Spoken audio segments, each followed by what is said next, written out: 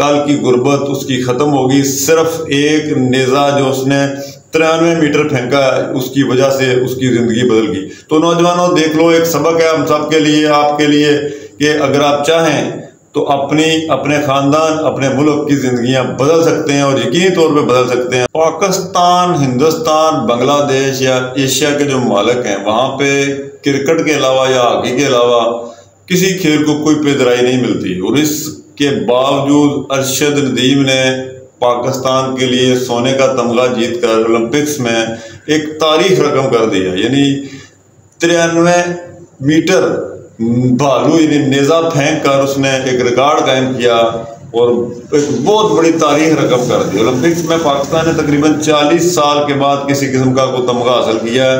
इससे पहले आज 40 साल पहले पाकिस्तान ने कोई हॉकी में जो सोने का तमगा हासिल किया था। तो इस तरह अरशद नदीम ने एक तारीख रकम कर दी। उसकी फैमिली हिस्ट्री देखी जाए तो गरीब घर का बच्चा जिसके पास अखराजात नहीं है खेलों के लिए, और वो अपनी तारीख खुद बताता है। मुख्तलिफ इंटरव्यूज़ में उसने गवर्नमेंट से इल्तिजा भी की कि मुझे खेलों के लिए सहूलियात फराहम की जाएँ, क्योंकि वो मुख्तलिफ खेलों में बहुत एक्सपर्ट था और वो चाहता था कि वो मुल्क के लिए कोई कारनामा सर अंजाम दे। तो इसी सिलसिले में उसको जब यूथ फेस्टिवल्स में बुलाया जाता या यूथ के प्रोग्रामों में, क्योंकि उसने बैनुल-अक़वामी मुकाबलों में कई दफ़ा हिस्सा लिया था, तो गवर्नमेंट का कोई भी जब कोई फंक्शन होता स्पोर्ट्स के हवाले से तो अरशद नदीम को बुलाया जाता।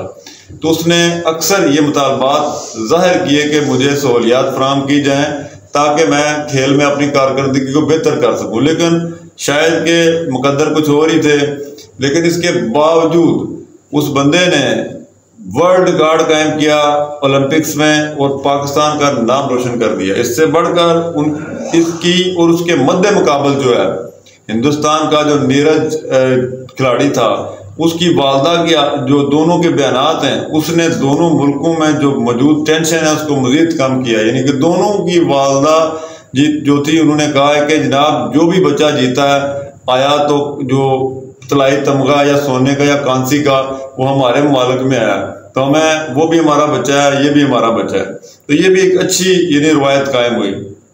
इसके अलावा जिस तरह अरशद नदीम ने मुख्तलिफ इंटरव्यूज़ वगैरह में बताया कि वो बहुत सी खेलों में बड़ा एक्सपर्ट था, खासकर क्रिकेट का उसने बताया, लेकिन किसी किस्म की सिफारिश या कोई पावर ना होने की वजह से वो सूबाई सतह तक क्रिकेट खेल सका और उसके बाद उसने वो छोड़ दी। और क्योंकि उसकी हाइट और उसकी जिसामत बड़ी मजबूत थी, उसकी वजह से उसके कोच ने उसको मशवरा दिया कि वो नेज़ाबाजी की तरफ अपनी जो है ना तवज्जो करे और उसमें मेहनत करे। तो इस बार उसने कोशिश शुरू कर दी और उसके बाद देख लें कि उसने एक बहुत बड़ा रिकॉर्ड कायम कर दिया। ये देखने को मामूली सी बात है, लेकिन शायद के नौजवानों को इस चीज़ का पता नहीं है। आप देखें कि अरशद नदीम का नाम ओलंपिक्स में पाकिस्तान के साथ लिखा गया है। तारीख में हर जगह इस चीज़ को इस्तेमाल किया जाएगा कि पाकिस्तान के खिलाड़ी ने सोने का तमगा हासिल किया और उसने वर्ल्ड रिकॉर्ड कायम किया कि 93 मीटर उसने नेज़ा फेंका। और उसके बाद पाकिस्तान का जितना सिलेबस खासकर पाकिस्तान में प्रिंट होगा, जो बुक्स बनेंगी, जो नौजवानों को पढ़ाया जाएगा कॉलेजों, यूनिवर्सिटियों, स्कूलों में, उसका अरशद नदीम का नाम शामिल किया जाएगा। यानी कि रहती हिस्ट्री तक उसका नाम जो है तारीख में शामिल हो जाएगा।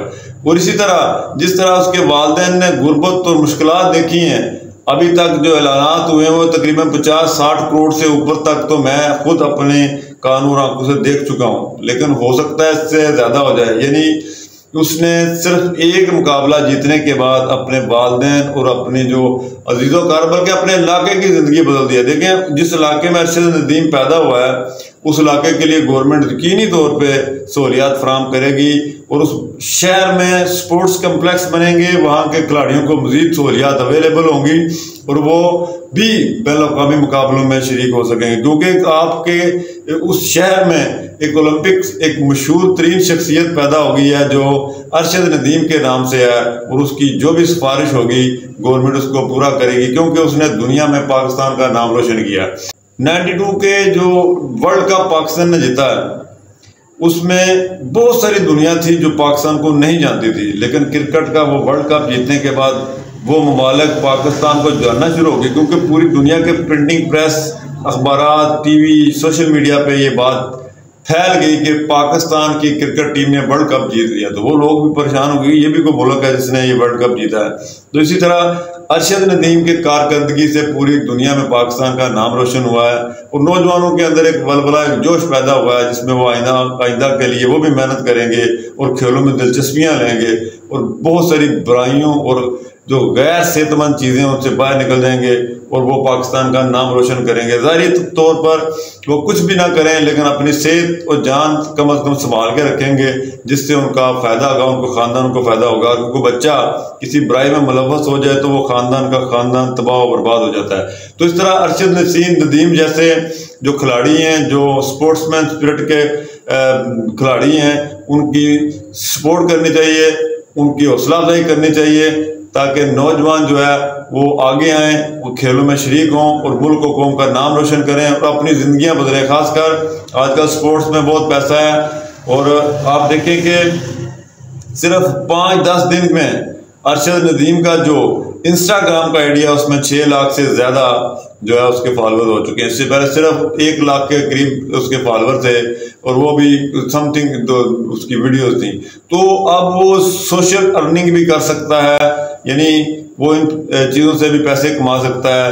कल की गुर्बत उसकी ख़त्म होगी। सिर्फ एक नेज़ा जो उसने 93 मीटर फेंका, उसकी वजह से उसकी ज़िंदगी बदल गई। तो नौजवानों देख लो, एक सबक है हम सब के लिए, आपके लिए, कि अगर आप चाहें तो अपने ख़ानदान, अपने मुल्क की ज़िंदगियां बदल सकते हैं और यकीनी तौर पे बदल सकते हैं। और उम्मीद करता हूं कि आपको आज की वीडियो मेरी पसंद आई होगी। अगर पसंद आई हो तो चैनल को सब्सक्राइब कर दें। शुक्रिया।